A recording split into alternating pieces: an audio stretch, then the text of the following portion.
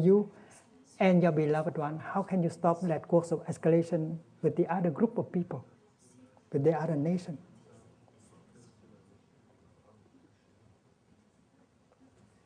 Mr. Sharon, he has the wisdom in himself. He knows that to kill Yasser Arafat is not for the profit of Israel. He has publicly stated so. Killing Arafat or exile him is not for the good, for the profit of Israel. You see, he had the seed of understanding, of wisdom. Mr. Arafat also, he has the seed of wisdom in him.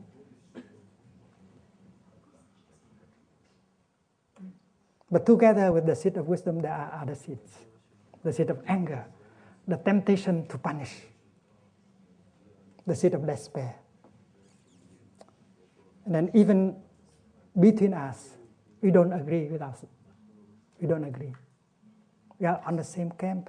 We are co-victims of the other side. We cannot get together. If you cannot reconcile among yourselves, how can you reconcile with the other group? The Palestinians are divided. The Israelis are also divided.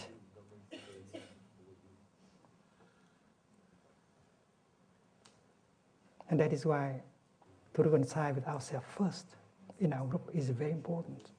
First, reconciliation should take place in yourself, and then with your beloved one, and then with your group. That is the real peace process. I have drawn yesterday the two circles. Before you can go to the other person and help him or her to transform, you have to go home to yourself. The usual approach is to begin with this, to go to the other person and ask him to change and force him to change. But this is not the real peace process.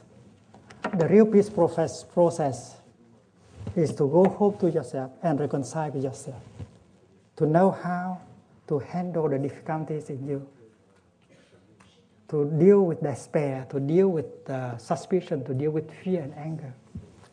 And after that, you can go make the second step and help the other person. The other person will have to do the same. She has to go back to herself to learn to handle these things before you and her become a block to help the third person, the fourth person, the fifth person. This is a real peace process. Can you help Mr. Arafat as a person? Can you help Mr. Arafat as a group? Are you solid enough? Do you have enough understanding, solidity, compassion to help him? He needs your help. And if you can practice as a Sangha, as a group of people, if you can express your wisdom, your understanding, your compassion, and then you be something. You be an element, very important, a very important element in the process, in the peace process.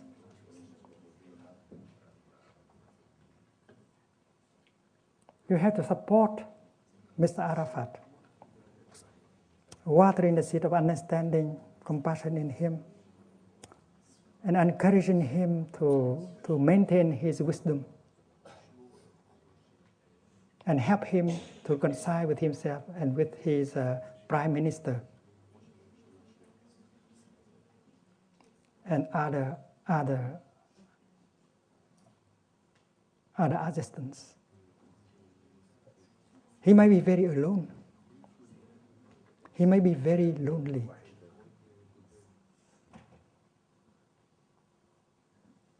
And you are there to help him to feel less lonely.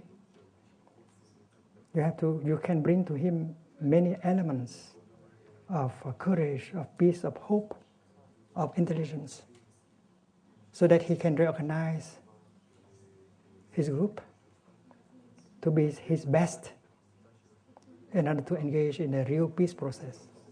Mr. Sharon also, and the present Prime Minister of Israel also. You should not leave him alone. Alone, he will feel lonely, cut off. He has to use only his own resources. You have to bring him your support, your resources, and helping him to water the best seeds in him. Because the seed of understanding, the seed of wisdom is there in everyone. Everyone knows that the escalation of violence will lead nowhere. Everyone knows, and yet in reality, the escalation of violence continues. Because that wisdom is not strong enough. It is being covered up by other kind of emotions. And that is why your practice is very important. You practice as a person. You practice as a community is very important. And you know something? The peace treaty between you and your beloved one can be transformed into a people peace treaty.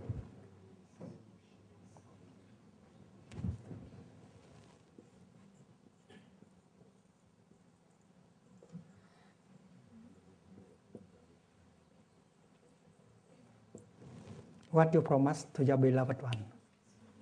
Darling, please only water the good seed in me. Please don't water the seed of anger, jealousy in me. I will do the same. I promise, when I get angry, I could not say anything. I could not do anything. I go home to myself, taking refuge in the island of myself, going to my true home, in order to look deeply, to see what I have done in order to have created suffering like that. And I will ask you, why have you done such a thing to me? Why you have said such a thing to me that make me suffer? Please explain, please help. I don't want to punish you. I want you to explain to me why you have done such a thing to me, why you have said such a thing to me.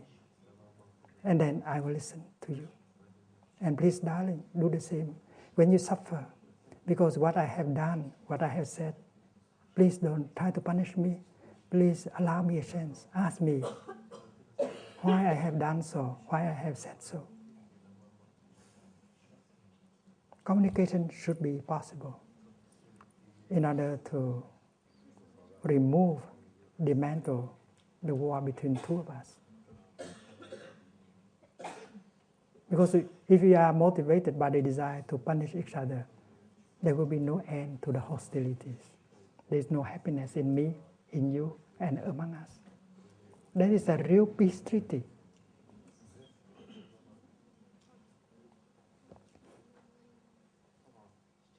Because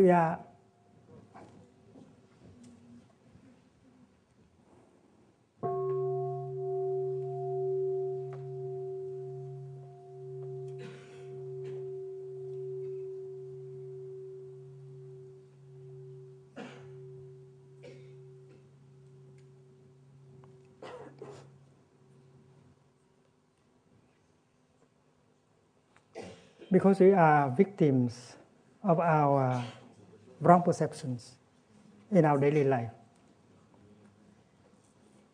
And that is why we should act in a hurry. We have to be careful not to act on the basis of